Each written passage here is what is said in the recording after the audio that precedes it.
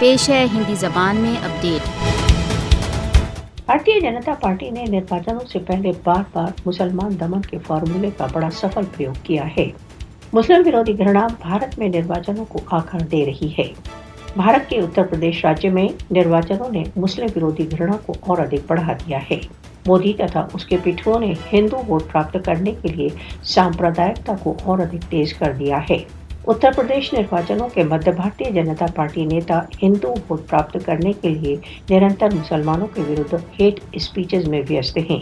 हिंदुत्व नेता निरंतर निर्वाचनों को पोलराइज करने के लिए मुसलमानों के विरुद्ध अपमानजनक भाषा का प्रयोग कर रही है।